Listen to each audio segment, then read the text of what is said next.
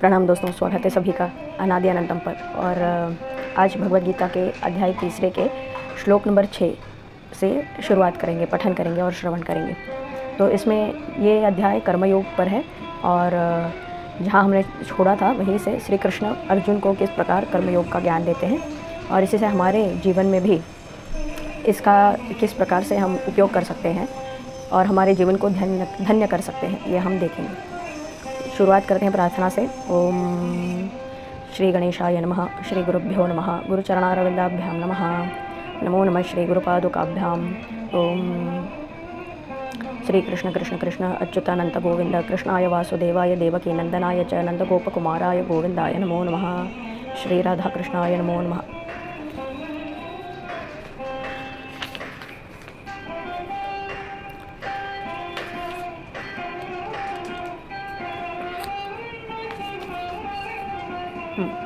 तो अध्याय 3 श्लोक नंबर 6। कर्मेन्द्रियाणि संयम्य या आस्ते मनसा स्मरन् इंद्रियार्थान विमूढ़ात्मा मिथ्याचारः स उच्यते। तो भगवान इस श्लोक में कहते हैं कि जो भी अर्जुन ने पूछा था कि यदि बुद्धि योग ही सब कुछ है तो कर्म क्यों करना, तो ऐसे ही चुप बैठ सकते हैं। तो उसके विषय में, उसके उत्तर में भगवान समझा रहे हैं कर्मेन्द्रियाणि संयम्य या आस्ते मनसा स्मरण। तो ये जो कर्मेंद्रिय है, कर्मेंद्रिय कितने हैं? 5। तो जितने ज्ञानेंद्रिय हैं उतने ही कर्मेंद्रिय हैं। तो किन किन इंद्रियों से हम मुख्य कर्म करते हैं? वाक, वाणी से बोलते हैं। त्वक जो है वो ज्ञानेंद्रिय है, तो उसका जो कर्मेंद्रिय है वो है कर, हस्त। फिर पादों से हस्त, पाद, पायु और उपस्थो, तो ये 5 कर्मेंद्रिय हैं। तो इन इंद्रियों को संयम में करके, संयम में ला करके या आस्ते मनसा स्मरण, लेकिन अंदर ही अंदर मन से जो है स्मरण करते रहो। किसके बारे में, किस विषय में? इंद्रियार्थान। तो ये जो इंद्रियों के अर्थ हैं, जो सेंस ऑब्जेक्ट्स हैं, क्या है? शब्द, स्पर्श, रूप, रस, गंध। तो इन ऑब्जेक्ट्स को के बारे में सोचते रहना या इनके मेमोरी में रहना, ऐसे करने वाले को विमूढ़ आत्मा मिथ्याचारः स उच्यते। ये जो मंद बुद्धि है, विमूढ़ आत्मा बोला है, विमूढ़ आत्मा मिथ्याचारः स उच्यते। मिथ्याचार क्या है? गलत फहमियों को पाल कर रखने वाला और धोखा, स्वयं अपने आप को ही धोखा देने वाला स उच्यते, उसे कहा जाता है। तो जो बाहर से जो है एकदम संयम से, नियम से रहने का एक इमेज प्रदर्शित करे और अंदर ही अंदर मन से जो है इन सभी प्रपंच के विषयों के बारे में उसके खोज में निकल पड़े या उसकी आसक्ति रखे, उसमें रुचि रखे, उसमें आसक्त हो करके उसे पाने की इच्छुक या इच्छा रखे, वो जो है ये संयमी नहीं है, ये योगी नहीं हो सकता। ये जो है मिथ्याचार का पालन कर रहा है। तो यही है कर्मेन्द्रियाणि संयम्य या आस्ते मनसा स्मरण इंद्रियार्थान विमूढ़ात्मा मिथ्याचारः स उच्यते। तो करना क्या है? इम्पॉर्टेंट क्या है? इम्पॉर्टेंट ये है कि हम अपने मन को जो है इन सभी विषयों से खींच करके अंदर स्थापित कर लें, तो भगवान में स्थापित कर लें। तो इम्पॉर्टेंट ये है कि हमारा मन कहाँ है, हम वहीं पे, कहा जाता है ना, ऐसा फ्रेज़ भी है हिंदी में कि हमारा मन जहाँ है हम वहीं हैं। तो यदि हमारा मन यहाँ पर है तो ये इस भगवद गीता के श्लोक में है तो यहाँ पर है, या ये पठन करते करते हमारा मन कहीं और चलने लग गया तो हम यहाँ नहीं हैं, वहीं पर हैं। तो उसी प्रकार से है। तो अगर समझो पूजा पाठ करने बैठ गए लेकिन हमारा मन स्कूल में है, कॉलेज में है, ऑफिस में है या किसी और विषय में सोच विचार कर रहा है, तो हमारा मन यहाँ नहीं है, वहीं पे है। तो उसी प्रकार से अगर हम कोई भी काम कर रहे हों लेकिन हमारे मन में भगवान का चिंतन चल रहा हो, तो हम कहाँ हैं, किसके संग में हैं? उसका काम के संग में नहीं, भगवत संग में है। तो इम्पॉर्टेंट यही है कि हमारा मन किसके संग में है।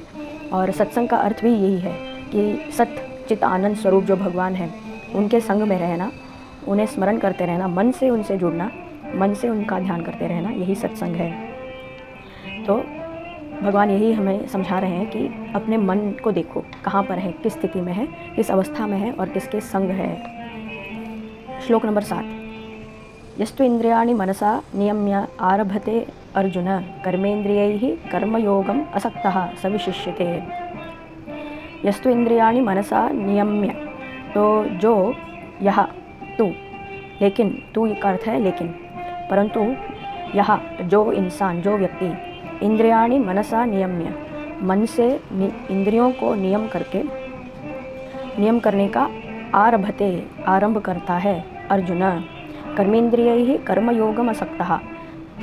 तो ये कर्मेंद्रिय जो है इसको चालू रखते हुए भी कर्मयोग में आ जाता है। असक्तः, उसकी संगति कर्म से नहीं होती, उसकी संगति किससे होती है? भगवान से हो जाती है। स विशिष्यते, वो बेहतर माना जाता है। विशिष्यते, वो विशेष होता है। तो विशेष बात क्या है कि हम काम करते करते भी मन से जो है भगवान का स्मरण करते रहें। वो ऐसा करने वाला व्यक्ति कर्मयोगी कहलाता है। यस्तु इंद्रियाणि मनसा नियम्य आरभते अर्जुन कर्मेंद्रियैहि कर्मयोगम असक्तः। तो कर्मेंद्रियैहि असक्तः, तो कर्मेंद्रिय वो उसका काम करते रहने पर भी उसकी मन की आसक्ति जो है उसमें नहीं रहती, भगवान का चिंतन करते रहते हैं। तो ये जो है ये विशेष बात है। फॉर एग्ज़ाम्पल, इसका उदाहरण बहुत सिंपलेस्ट एग्जांपल, ये हर कोई गृहिणी जो है बहुत अच्छी तरह से समझ सकती है, या आप भी समझ सकते हैं, कोई भी ये भी समझ सकते हैं। जब हम कोई प्रसाद बना रहे होते हैं या हमारे बच्चों के लिए कुछ बना रहे होते हैं, तो हमारे मन में जो प्रेम भावना उनके प्रति होती है, तो मन में सदा उसी का ध्यान रहता है कि हमारे बच्चों को ये पसंद आना चाहिए। समझ लीजिए आप कुछ खरीद रहे हैं, कोई टॉय या खिलौना खरीद रहे हैं, ये मेरे बेटे को पसंद है, तो आपका पूरा ध्यान उसी में केंद्रित रहता है। तो इसीलिए आप कर्म करते हुए भी आपका ध्यान जो है उस व्यक्ति या उस बच्चे पर या किसी जिसके लिए आप खरीद रहे हैं उसी का ध्यान रहता है। तो आपका ध्यान इस कर्म में नहीं रहता, तो आप इस कर्म से नहीं जुड़ते, जिसका ध्यान कर रहे होते हैं उससे जुड़े हुए होते हैं। और इसीलिए ही मिठास भी आ जाती है। जो भी आप काम कर रहे हैं, जो भी आपने खरीदा है या बनाया है, प्रेम पूर्वक किया है, उसमें मिठास आ जाती है, और वैसा कोई और व्यक्ति नहीं कर सकता। तो यही बात है, ये प्रैक्टिकल एग्जांपल है। तो वैसे ही हर काम में अगर हम कृष्ण की मधुरता या महाविष्णु की मधुरता लेकर आ जाएं, स्मरण की मधुरता लेकर आ जाएं, तो हमारा सभी कार्य जो है उसमें बहुत ही मिठास और मधुरता आ जाती है, और हम निस्संग हो जाते हैं। हमारी संगति उस कर्म से या कार्य से या कर्म से नहीं जुड़ती, भगवान से जुड़ा हुआ है, कृष्ण से जुड़ा हुआ है, तो उसे वो काम का जो है प्रतिफल से वो बद्ध नहीं रहता। श्लोक नंबर 8। नियतं कुरु कर्मत्वं कर्म ज्यायो ह्यकर्मणः शरीर यात्रापि च ते न प्रसिद्धेद अकर्मणः। तो भगवान बोल रहे हैं नियतं कुरु कर्म, तो जिस कर्म का नियम आपको है, अभी ये क्षत्रिय है तो लड़ने का कर्म इनका नियम है। तो नियतं कुरु कर्म, करो कर्म, जो नियम के अनुसार आपका कर्म है वो आप करो। नियतं कुरु कर्म त्वम यानी आप, तुम करो। कर्म ज्यायो ही अकर्मणः, कर्म करना जो है बेहतर है। किससे बेहतर है? अकर्मणा, बिना किए ऐसे ही बैठे रहने से तो अच्छा है कि आप कुछ करो। शरीर यात्रापि च ते न प्रसिद्धयेद अकर्मणा। तो शरीर यात्रा, ये जो शरीर की यात्रा है और उसका मेंटेनेंस है, वो भी ते तुम्हारा न प्रसिद्धयेद हो नहीं पाएगा।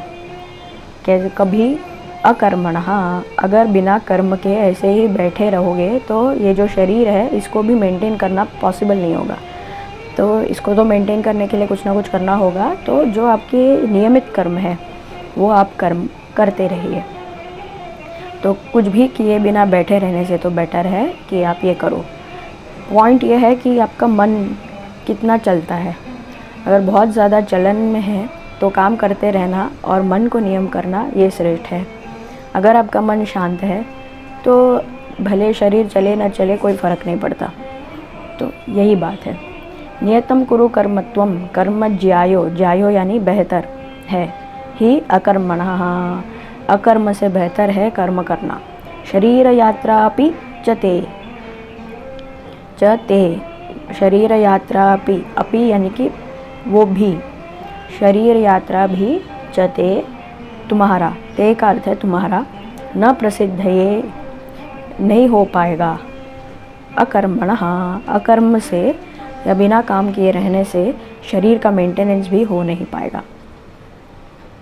तो इसमें भगवान ये भी कह रहे हैं इनडायरेक्टली कि शरीर को मेंटेन करना भी आवश्यक है। श्लोका नंबर 9। यज्ञार्थात् कर्मणो अन्यत्र लोको अयं कर्मबन्धनः तदर्थं कर्म कौन्तेय मुक्तसंगः समाचर। यज्ञार्थात्, यज्ञ के अर्थ के लिए, तो किस लिए काम करना है? यज्ञ के लिए। यज्ञार्थात् कर्मणो, जो भी आपका कर्म है वो किसके लिए है? यज्ञ के लिए है। यज्ञ क्या है? हवन करना? नहीं, यज्ञ का अर्थ है दे देना, आहुति दे देना। तो ये मेरा नहीं है, अपना ना समझकर कोई भी काम किया जाए वो है यज्ञ। और दूसरी एक विशेष बात जो मेरे अपने मन से भगवान के जो अनुग्रह से, गुरु के अनुग्रह से आ रही है, यज्ञ, ये जो शब्द है इसमें 2 अक्षर हैं, य और ञ। तो य जो है ये किसको दर्शाता है? व्यापकता को दर्शाता है।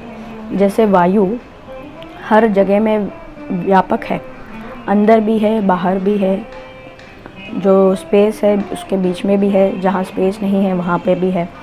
तो व्यापकता, यकार जो है ये व्यापकता का सूचक है।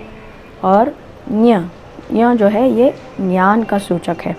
तो कोई भी यज्ञ का अर्थ क्या हुआ? व्यापकता को जानते हुए जो कर्म किया जाए वही यज्ञ हो जाता है। तो ये व्यापकता किसकी है?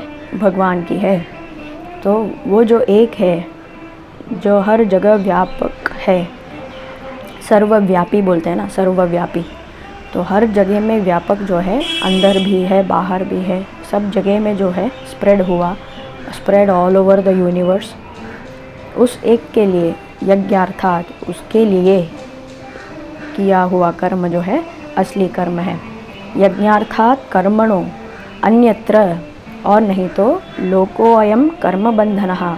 अगर यज्ञ के अर्थ से नहीं किए तो अपने अर्थ के लिए, स्वार्थ के लिए या किसी और अर्थ के लिए करें तो ये लोक जो है, लोको अयम, यह लोक कर्म बंधनः, कर्म से हमें बांध लेता है। तदर्थम उस एक के लिए कर्म कौन्तेय मुक्त संगः समाचर। तो तदर्थम उसके अर्थ से, उसके लिए कर्म करो, कौन्तेय, कुंती पुत्र, हे कुंती पुत्र, उसके लिए कर्म करो, मुक्त संगः, तो इस संगति से मुक्त हो जाओ। किस संगति से? ये इंद्रियों की संगति से मुक्त हो जाओ। मुक्त संगः समाचर, समाचर यानी उसका आचरण करो। मुक्त संग हो करके कर्मयोग का आचरण करो। यज्ञार्थात् कर्मणो अन्यत्र लोकोऽयं कर्मबन्धनः तदर्थं कर्म कौन्तेय मुक्त संगः समाचर। तो स्वार्थ के लिए या किसी चीज़ को पाने के लिए हम कर्म करेंगे तो कर्म वो हमें बांध लेगा, कर्म के बंधन में पड़ जाएंगे, क्योंकि फिर उसका फलाफल जो है वो हमें भोगना पड़ेगा। तो इसीलिए विशेष यही है कि हम मुक्त संग हो करके मेंटली जो है इसके साथ न जुड़कर काम करते रहें। तो ये है 9 श्लोक 9 तक हुए। 10वें श्लोक से हम फिर देखेंगे अगले वीडियो में। ओम तत्सत सर्वं श्री कृष्णार्पणमस्तु। कृष्ण कृष्ण कृष्ण अच्युतानंत गोविंद कृष्णाय वासुदेवाय देवकी नंदनाय च नंदगोपकुमाराय गोविंदाय नमो नमः।